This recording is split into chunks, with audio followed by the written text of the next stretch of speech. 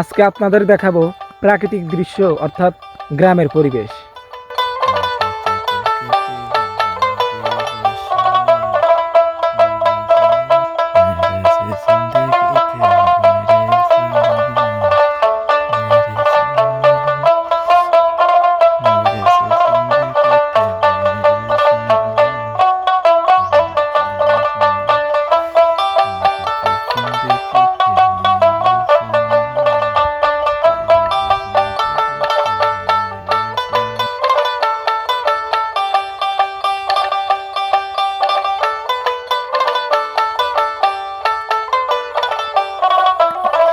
কোথায় যাওয়া হয়েছিল? হ্যাঁ, কোথায় কোথায় গেছিলেন? বাড়ি গেছিলাম।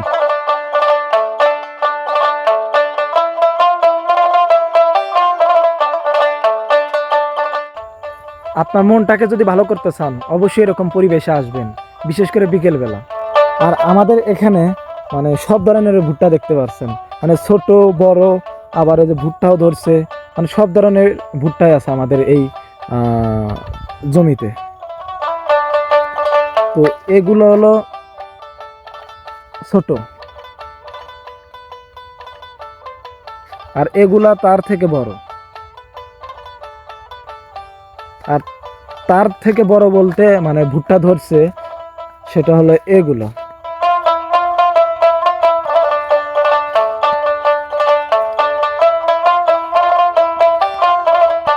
এগুলা ভুট্টা ধরছে, শুধু পাকার অপেক্ষায় আছে। আর এগুলা কেবল ঠোস বের হইতেছে।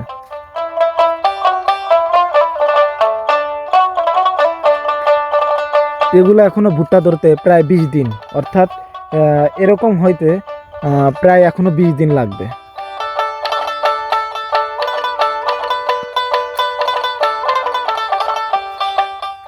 অর্থাৎ আমাদের এই চরার ভিতরে আসলে আপনি সব ধরনের ভুট্টাই দেখতে পারবেন। আর এবার আমাদের চরার ভিতর একটু বেশি ভুট্টা চাষ করা হয়েছে, মানে ভুট্টার দাম একটু বেশি, সেই জন্য সবাই ভুট্টা চাষ করছে।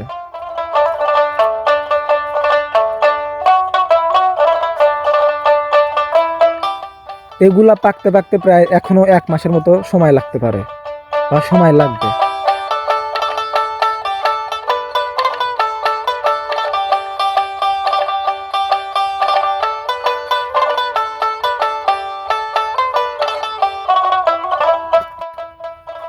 আমি এখন যেখানে আছি, দুই সাইডে ভুট্টার জমি আর মাঝখান দিয়ে আইল, অর্থাৎ আমি আইলের উপর দিয়ে হেঁটে যাচ্ছি। আসলে কি বলবো, গ্রামের পরিবেশটা আসলেই সুন্দর।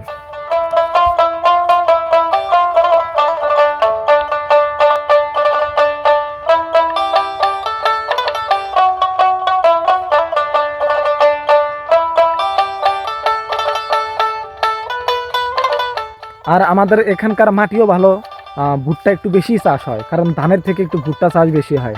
কারণ ধান চাষের জন্য মাটি লাগবে কাদা, কিন্তু আমাদের এলাকাতে অর্থাৎ এই মানে জমিগুলো একটু বালি বেশি, সেই জন্য ভুট্টা চাষই আমাদের একটু ভালো হয়।